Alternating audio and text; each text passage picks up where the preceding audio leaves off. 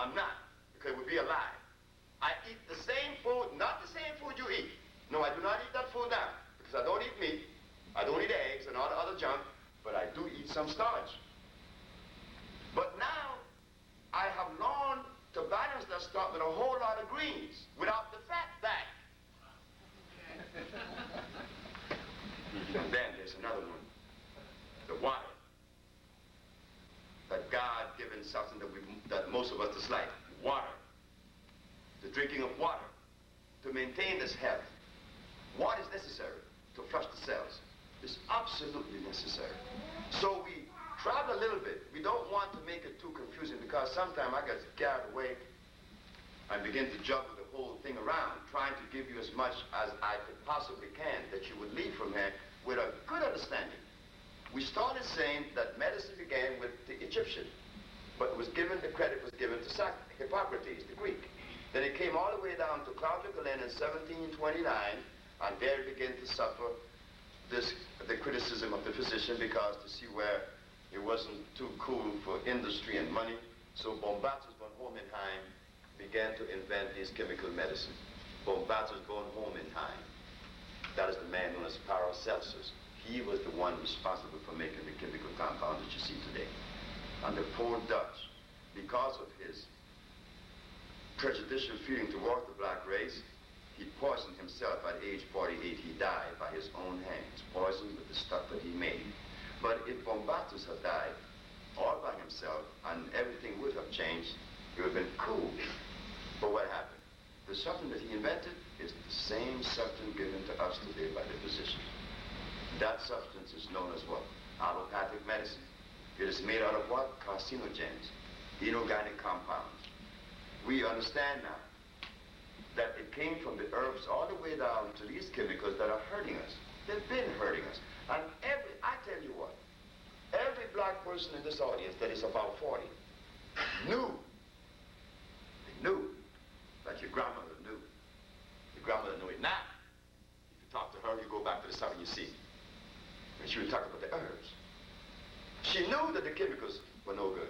She knew that, and you knew it too. You know it now.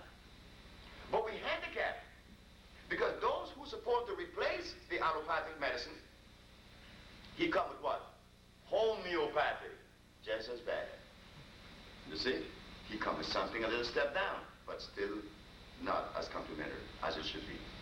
Because his substance now is not carcinogenic, but they are inorganic. There's a difference. There's a big difference.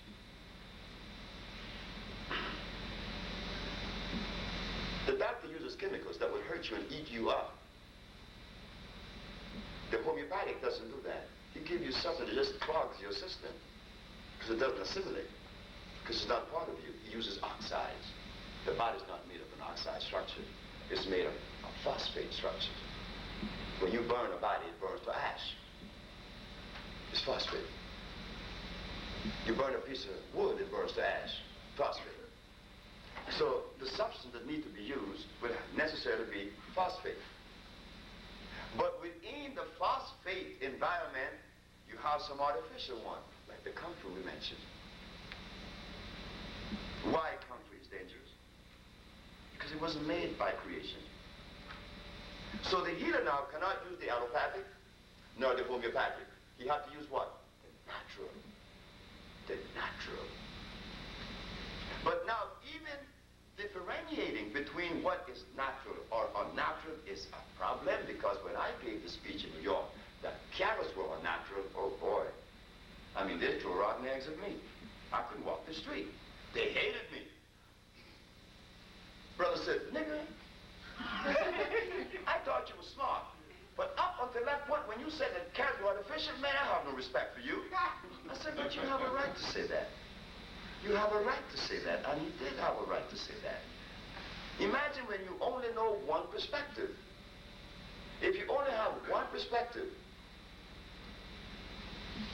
how are we capable of scrutinizing the one perspective? You only have one. You have to have another to make a comparison. Am I right? It's like a husband. You were married twice. You become fair to man before the one you just didn't have now. Because you had one first. You could tell the difference.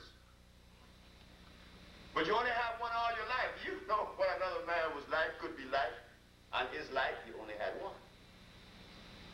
Which is good in the case of matrimony. But in the case of this thing we call pathology nutrition, baby, we can't use that now. This one that exists, we have to question because we know that our health has been dwindling since the slave were brought. When the slave were brought, do you see the fat slaves in those plaques? You don't see no fat slaves. They were black, strong as hell. Now be all kind of shades. They have hybrid us. We are hybrid now.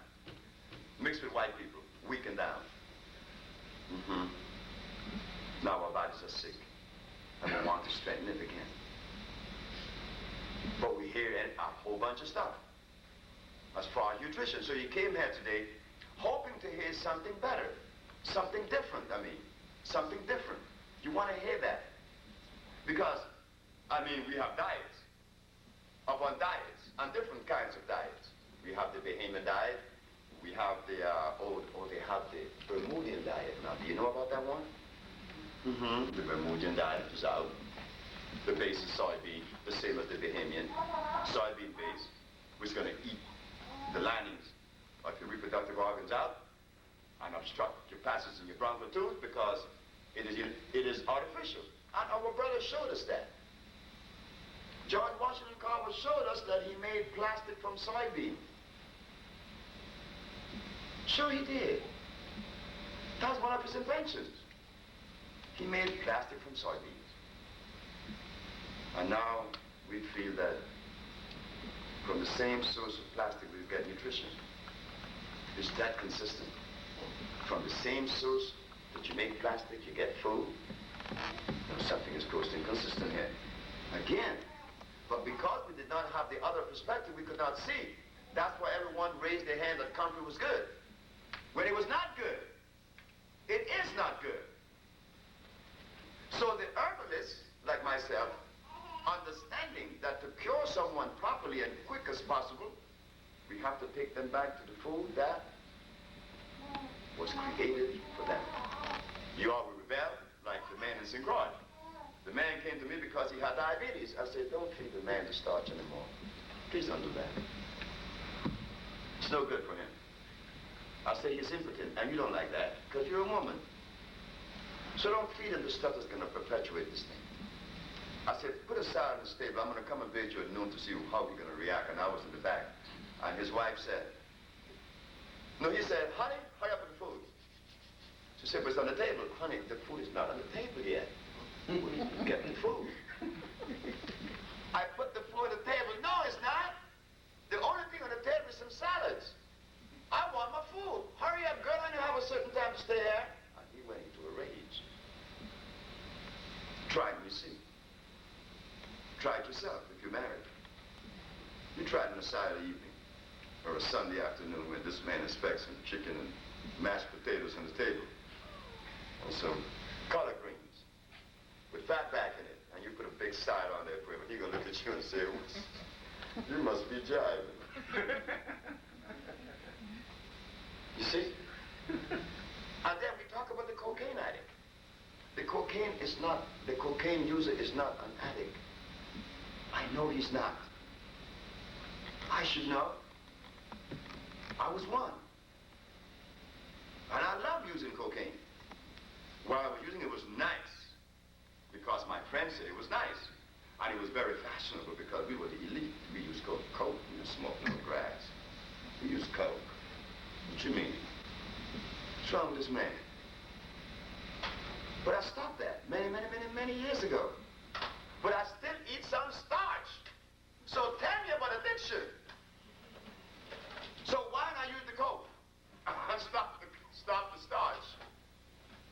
The starch user is the addict. But we were made addicts.